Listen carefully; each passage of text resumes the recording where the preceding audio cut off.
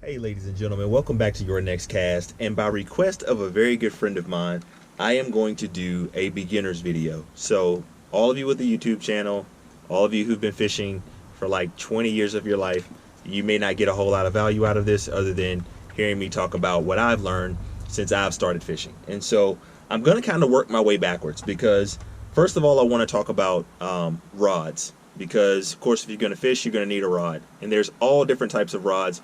But most likely, if you're just getting started fishing, you're going to go to like your local Walmart or somewhere and purchase yourself a rod. Now, if you're like me, when I first started fishing, I didn't want to invest too heavily into a rod and reel because I didn't know if I was going to keep doing it. I didn't know if I was going to stick with it. So I didn't want to be heavily invested in buy like $100 rod or, something like that and buy like $100 reel.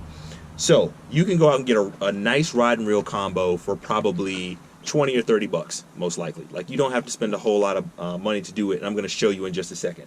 But there is a difference in your rod type. So you have casting rods, and that's for your bait casters and your spin cast reels, and you have spinning rods. So I'm going to start with a spinning, you have spinning rods for spinning reels. So this is a spinning reel, also called an open face. You will always know it's this because it has a big, huge bail on it, and it has an open spool. You'll see that on every single spinner. And you will notice the eyes on a spinning rod are much bigger than those that are on a casting rod. And usually most of them nowadays will tell you whether it's a casting or a spinning rod. Believe it or not, I did not know this growing up. So there were plenty of times that I had a spin cast reel on a spinning rod. And somehow we made it work. Just goes to show you. Back in the day, you used to do all kinds of things, and you just made it work. Because we didn't necessarily have a whole lot. But this is a spinning rod and reel combo. Now, this is probably the best way to start out if you're just starting fishing.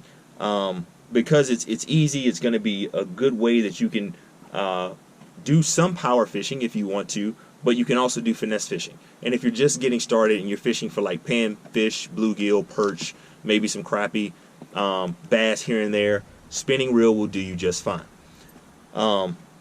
Sometimes it's a little harder for kids maybe to get used to it, but kids are resilient. Anything you get them used to, they will do well at.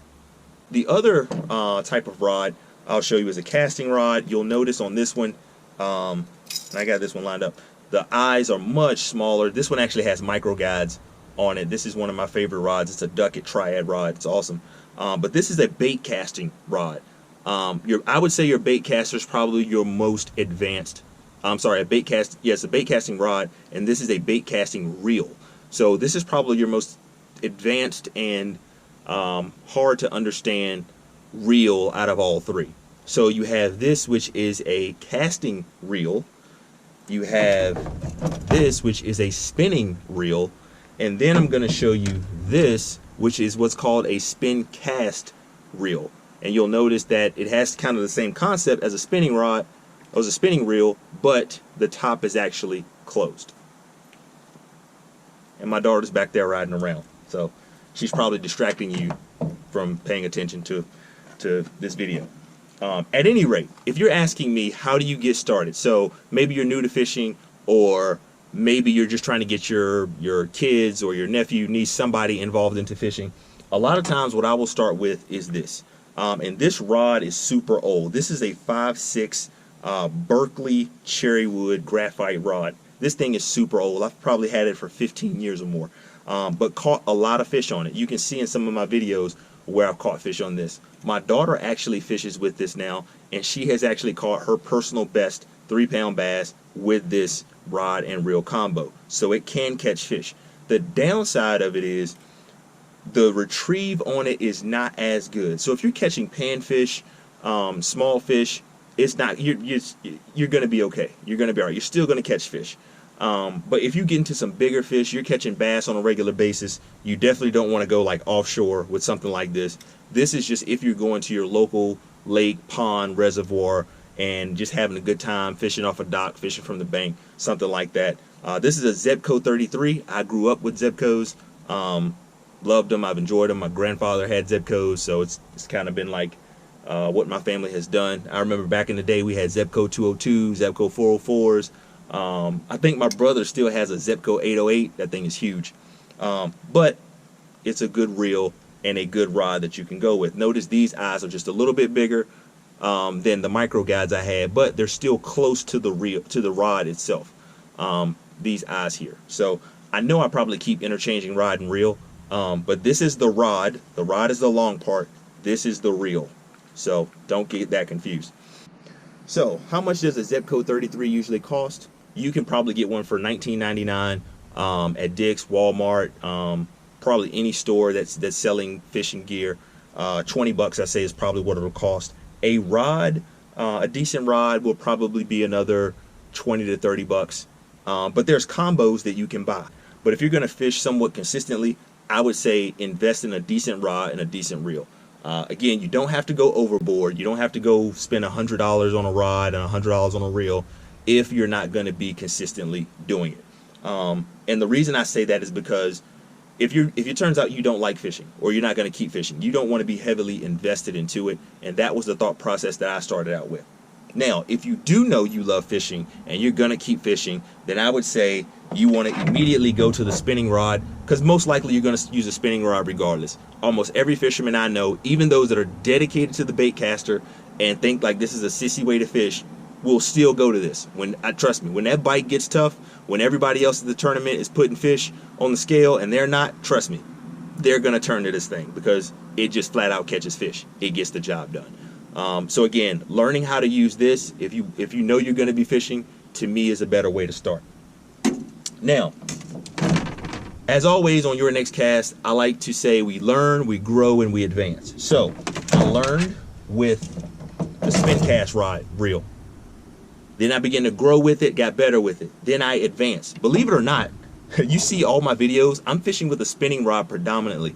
I grew up throwing a spin cast rod and reel. And so that's pretty much what I threw all the time.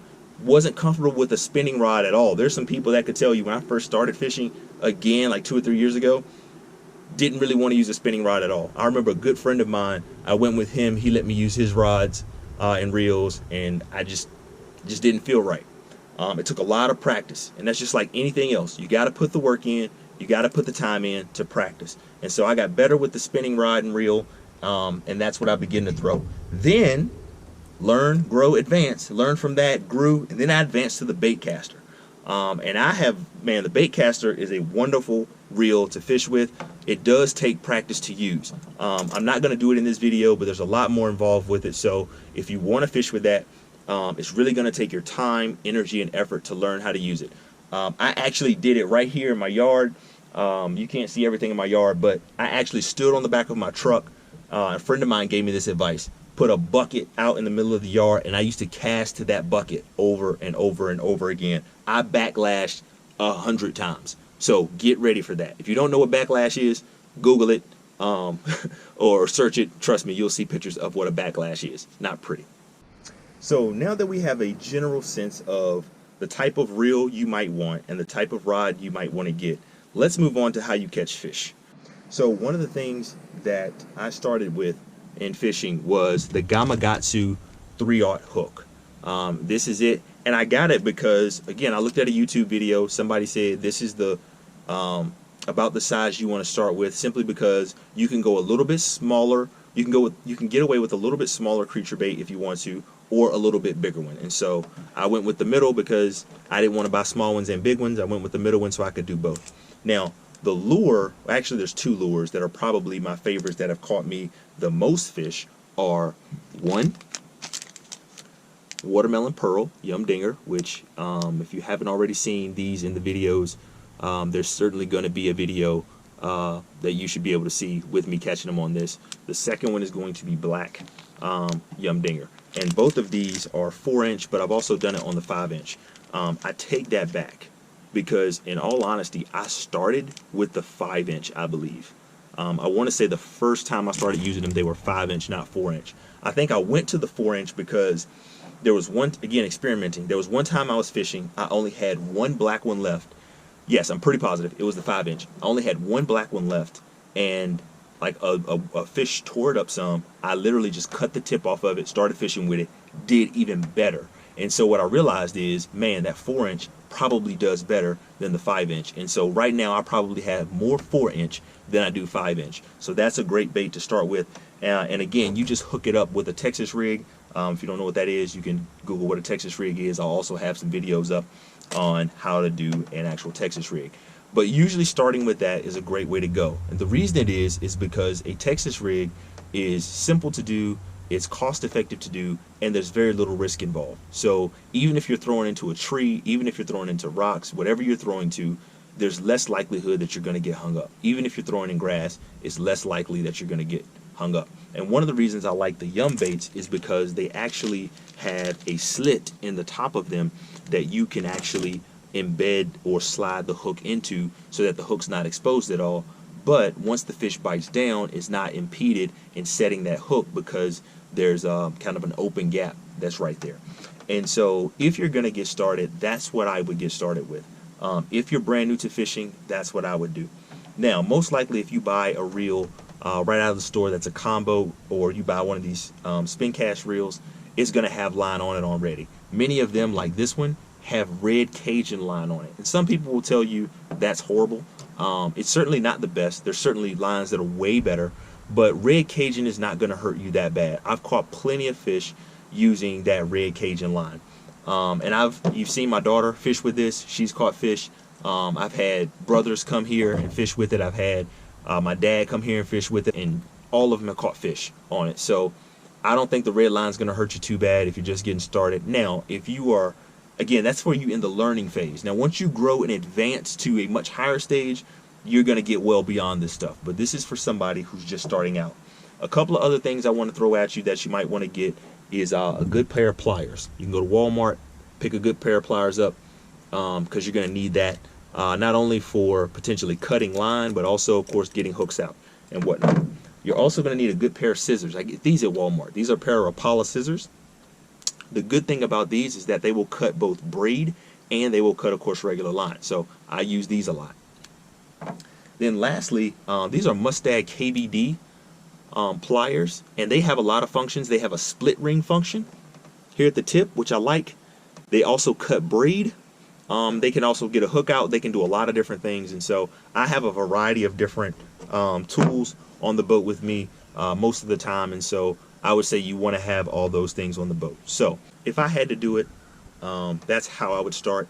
Again, at the end of the day, these worms are $2.99. This pack of hooks is going to be $2.99, maybe $3.99. This rod and reel combo is going to run you maybe $20 to $30 roughly, depending on what you do. If you buy them separately, it may be closer to $40 or $50. But at the end of the day, you're going to have maybe $50 to $60 invested in the whole setup, and you're going to catch fish. You're going to catch bass. And if you enjoy it, of course, you can expand on that. If you decide, nah, this is not for me, you're not that heavily invested. So if it were me, that's the way that I would go. But feel free to do whether you feel comfortable with. Thank you so much for watching Your Next Cast. As always, I hope your next cast is your best cast.